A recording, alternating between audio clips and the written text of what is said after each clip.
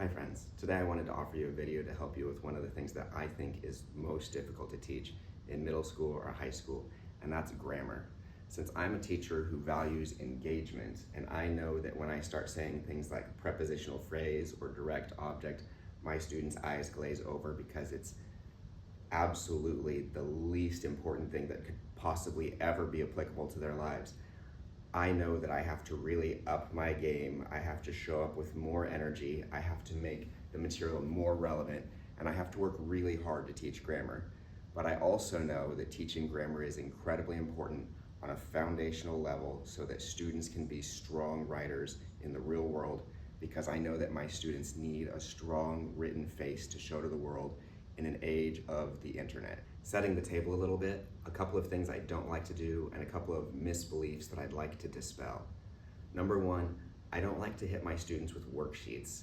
I feel like when you teach a grammatical pattern and then you give your students worksheets on that pattern, the students learn how to recognize the pattern and they begin following the pattern just to fill out the worksheet, but in the long run, they don't learn the material. They only imprint it in their short-term memory so they can fill out the worksheet and move on with their lives. Number two, I think there's a common misconception that students have to learn grammar in grade school and middle school, and if they miss the bus, then they can't learn it later. And I think that's absolutely not true. And I absolutely appreciate my grade school and my middle school counterparts who try and teach grammar. And since I'm a junior and senior teacher, I really appreciate my freshman and sophomore teachers who try and teach grammar. But I really think that junior and senior year is your best opportunity to teach grammar, because when your students are juniors and seniors and they start to recognize that they will be entering the real world soon, when they start to realize that they have to write things and be seen in virtual spaces, that they will have to write job applications, that they will have to write essays for college, that they will fill out emails on dating applications to try and find potential mates, they recognize that having a strong written face to the world is important. And when they're juniors and seniors, they're actually motivated to learn grammar and have it stick. They're also motivated because they recognize that grammar is an important component of standardized national tests like the SAT or the ACT. And since they're motivated to do well on those tests, they're finally motivated to learn grammar in ways that they were not motivated in middle school or freshman or sophomore years. When I start teaching grammar, I absolutely work to teach it from a pragmatic perspective, since I want to teach my students that language is used to communicate, and I want my students to know that we communicate in different ways in different situations. One of the first things that I will do is I will draw an informal to formal language speedometer on my board, and I'll ask my students, what is the most informal situation that they speak in? What's the most informal location that they speak in? I might start this discussion by saying, do you speak differently in your car after school than you do here in my classroom? Do you speak differently at the dinner table with your parents than you speak in the lunchroom with your friends? And my students will of course recognize they do this. And I'll say, if we are measuring from informal to formal, what is the most informal writing situation you can think of? And my students usually will come around to the fact that the most informal writing situations that they can think of are text messages.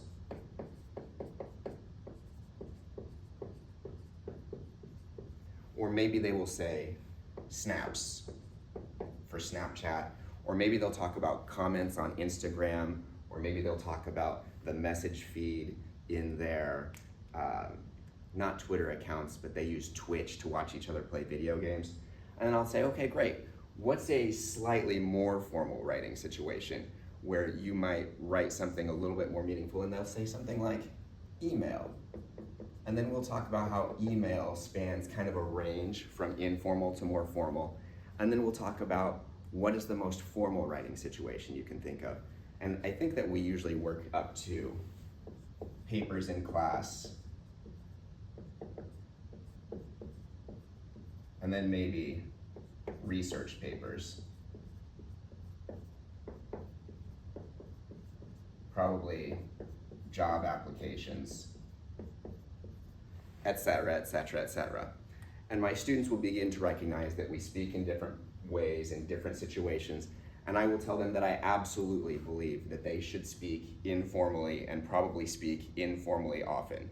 I imagine that most of my students, if they are interested in joining the dating market, want to advertise themselves in a manner that is informal and accessible and perhaps even shows them off as cool. However, when they want to enter the job market, they probably want to show a more formal self. If they're looking for friends, my students are probably using some profanity. If my students are looking for jobs, they're probably not. If my students are looking to enter high-end workforces that require collegiate degrees, they probably need more formal writing. And having had this conversation, my students usually get on board with the fact that in my class, I'm particularly well equipped to help them out with this slice of the equation.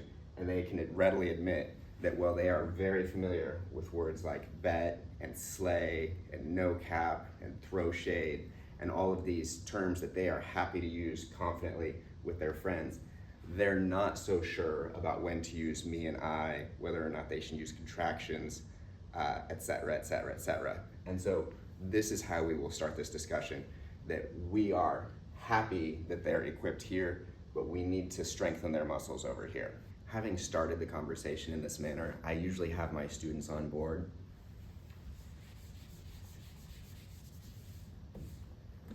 I will clear some board space. I'll have them get out their notebooks, get ready to take some notes. I prefer they take notes by hand than on computer. Your mileage may vary, but I'll start the discussion on grammar in the most simple way I know how, and I will ask the question, and I'll write it on the board. What is a complete sentence? And of course, I teach juniors and seniors in high school, and you are a teacher, and so you know as well as I know that for the most part, they have no idea what a complete sentence is. They might say some things about nouns and verbs if we're lucky. They might say the words subject and predicate if we're lucky, but for the most part, they don't really have a clue. We'll say things like, it starts with a capital letter, it ends with end punctuation. We might say noun and verb. We might associate noun and verb with subject and predicate. And then finally, we'll get to the point where we say, a complete sentence expresses a complete thought. And we will say that for the most part, one complete sentence will express one complete thought.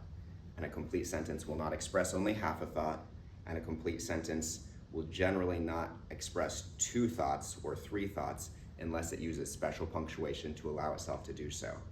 And then I may point back to that language speedometer that I'll have on the board over here, and we will talk about how in informal situations you can say things that don't express complete thoughts, but in formal situations you have to say things that do express complete thoughts. And maybe we will talk about how in formal situations you have to express complete thoughts, and you have to do so in ways that are clear and unambiguous, and we'll define unambiguous, so that our meaning is absolutely crystalline. It's absolutely clear. Having expressed that a complete sentence expresses a complete thought, I will throw some sentences up on the board and we will play a game and see if we can figure out if they're complete sentences or not. And one of my very favorites is snow fell, period. We'll imagine this is a capital S. If the sentence is snow fell, if the words are snow fell, is this a complete sentence? And I'll survey the class, and some people say, no, a complete sentence has to be at least 4 words. And some people say, well, maybe, and then we'll talk it out for just a minute, and I will say, yes, snow fell is a complete sentence. It has a noun, it has a verb, it has a subject, it has a predicate, it has the capital letter, it ends with a period, it expresses a complete idea. What happened last night? Snow fell. My students will generally get on board with this, and then we'll play another game. I'll say, what's the shortest sentence you guys can come up with for me? And we won't use sentences with implied subjects or anything like that. We'll just use sentences that have subjects and predicates. And generally, we come to things like, I ran, and then I will usually throw them, I am, and talk about am being a state of being. And then we will move to a question like, what's the shortest sentence in the Bible? And surprisingly, a lot of students don't know it anymore, but I had one who knew it last week. And that sentence is, Jesus wept. And having done this, my students will understand generally what a complete sentence is, what a complete sentence does, and then I will start trying to throw them a curveball or two. And I will say, how about the sentence,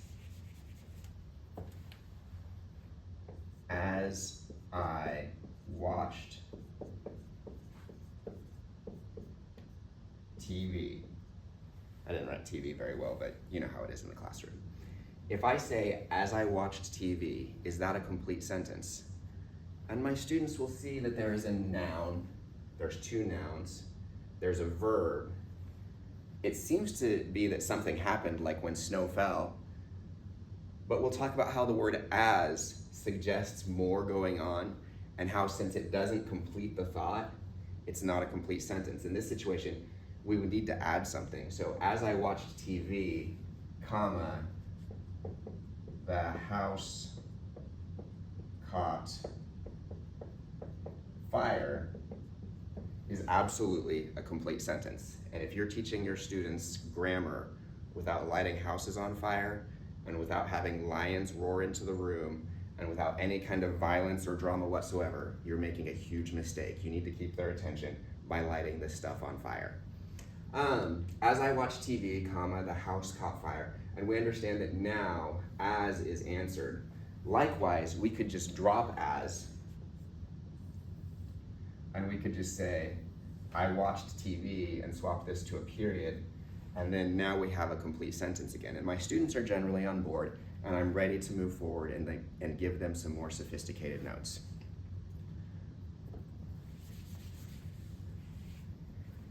At this point, I thank my students for being so attentive. I encourage them to keep their eyes open, keep their chins up, and keep engaged with me. And I will say, I'm going to give you some notes that are important. They're going to be words that don't sound important. They're words that will make your brain want to turn off, but you need to learn these words. And my words are independent clause and dependent clause.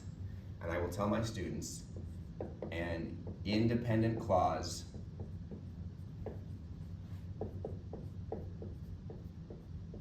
is a group of words. You know what, I'm running out of space.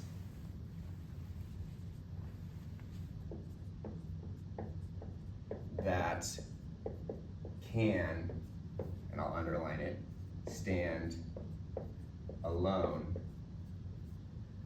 as a complete sentence. And then I will say, a dependent clause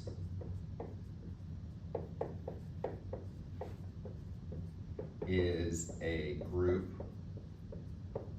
of words that cannot stand alone as a complete sentence. You may notice that I'm writing on the board as I do this instead of showing some kind of presentation. I like to deliver information to my students at the speed of handwriting. I like to deliver notes to my students at the same speed I know that they can copy down the notes. That way they're not racing to just transcribe, but they're transcribing and also have time to process. And processing always takes longer than we think it does. I'm going to say that again because it's so important. Processing always takes longer than we think it's going to. And we have absolutely no guarantee that students will ever revisit these notes. We have to hope that the process of writing the notes and us repeating these concepts and ideas in class is going to be enough to teach the kids. and if we slow down, it might be enough. All right, having explained the difference between independent clause and dependent clause in notes, and knowing that this difference seems abstract to them, I'm going to make an analogy for my students, and I'm going to ask them, are they independent human beings right now, or are they dependent human beings right now? And they'll say, well, what do you mean? And I will say, well, do you have a job? Are you paying for the place you live? Are you paying for your own food? Are you paying your taxes? Are you paying your way in the world? Are you an independent person, or do you depend on someone else? Do you have to lean against someone else to get help in these areas? And my students will recognize that for the most part right now, 99% of them are dependent, and they are working towards becoming independent. And I will make my little argument that I want them all to grow up to become independent, happy, helpful, productive American citizens. And they will get the concept of independent versus dependent. And then we'll go back to that example that will still be on the other side of my board that I don't have room for on my camera right now with you. And I'll point at those words that I just wrote. As I watched television, cannot stand alone, and so it's dependent. And the house caught on fire is independent, and so it can stand alone.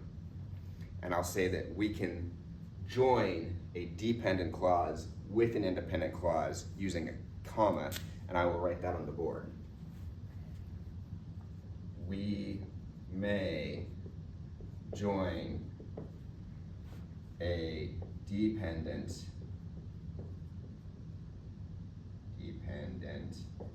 clause to an independent clause using a comma, period. And I'm going to try and emphasize to my students that this is a very important rule and a very important use of a comma. And then we're going to talk about whether or not it has to be independent then dependent or dependent then independent. And of course, you can swap the order however you want, so long as it works. And then I'm going to get ready to give one of my most important lessons of the entire school year, and that is the 3 different ways, and yes, unless you want to say the 3 different ways, that we can combine 2 independent clauses using punctuation marks. I'm going to pause my video. All right, having talked about independent and dependent clauses, and having done a few more examples on the board with my students, I'm going to clear some board space, and I'm going to turn around and look at my students, and I'm going to thank them again for their attention, and I'm going to say this next piece is going to be one of the most important things that I tell them. And of course, spoiler alert, everything I tell them is one of the most important things. And I say 3 ways to connect 2 independent clauses using punctuation. And I write it on the board. There are only 3 ways to connect 2 independent clauses. Number 1, use a period. For our sake, this is connection. And I might offer them an example, such as the lion roared, period. The children cried, period. The children do all kinds of things in my class, by the way. The children scream, the children run, the children wet themselves. The lion almost always roars. Sometimes, if I really need to get their attention, the lion escapes. Moving on. Number 2, use a semicolon. And now I'm going to have to take a little bit of time and move to another spot on my board that's open and talk to them about what a semicolon is. And I used to really enjoy the fact that a semicolon was a winky face to my students. But sadly, we've moved past the winky face era, and now students just have programmed emojis and don't get to create smiley faces, etc., using punctuation marks.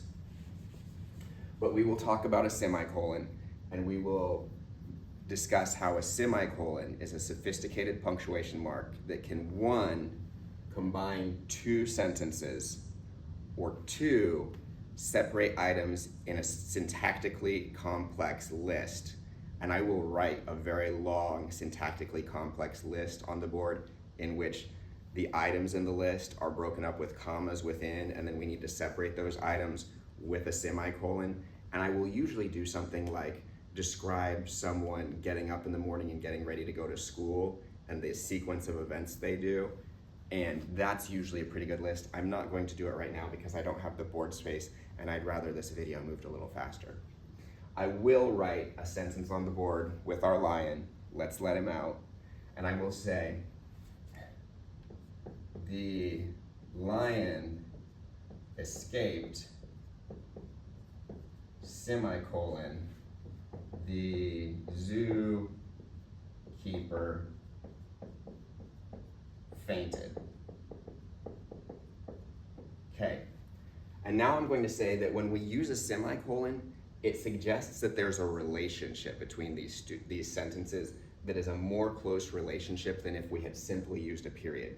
And sometimes, to emphasize the fact that these sentences have a relationship, I will, you know what, let's grab the red one. I will draw a heart around this semicolon to show that these sentences are close to one another. And we understand in this particular sentence that there is a cause and effect relationship between the lion escaping and the zookeeper fainting. And this is emphasized by the semicolon.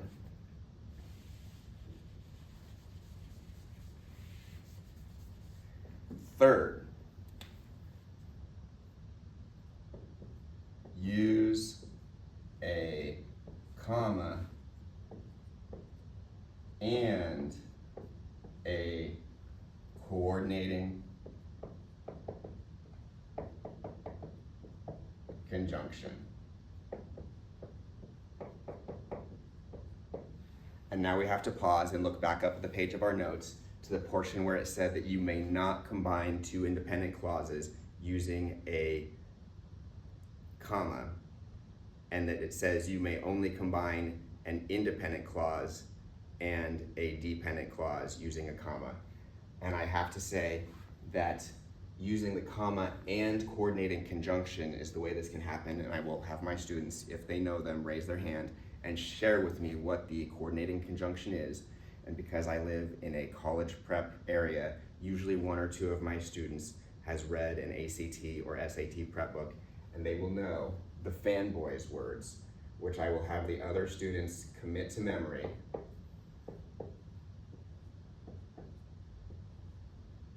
For, and, nor, but, or, yet, so. And then we will play our sentence writing game again, and I will get down on my knees at the bottom of the board, and I will say something like, the lion roared, comma, and the children ran to comfort him. Because if you want your students to pay attention, you have to do things that are unexpected. So we have the lion roared in independent clause, the children ran to comfort him in independent clause, and we've combined them using the comma and coordinating conjunction. We'll spend a little time talking about for and how for is kind of archaic and we almost never use it anymore. And maybe I'll throw some like Shakespeare at them or something, or maybe at least Shakespearean speak. And then we'll talk about nor and how it's also often not frequently used. And we'll lean on and but and or and yet and so quite a bit, and we'll play the example game. Sometimes before I start delivering this lecture, I tell my students that I'm going to lecture for exactly 22 minutes or 25 minutes, and I cut myself when it's over.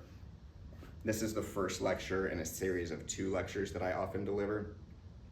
I'd like to shoot that one in another video. I absolutely recognize that this is not the only way that this can be done. It seems almost certain to me that I've been wrong in some aspect or another, but I think that this teaching of grammar has been pragmatic. I wanted to share it with you. I hope that you will hit the like button if this was helpful for you. If you haven't subscribed, I would love you to subscribe. More than anything, I would love to see your comments below. I'd love to see what helped you. I'd love to see what questions you still have. I would love, love, love to see what you do to help your students. I would really appreciate your engagement. Anywho, having said all this, having lectured now, having no doubt stultified you and my students, having finished squeezing, I'm gonna release. I'm gonna let you guys relax. Thank you so much for watching my video.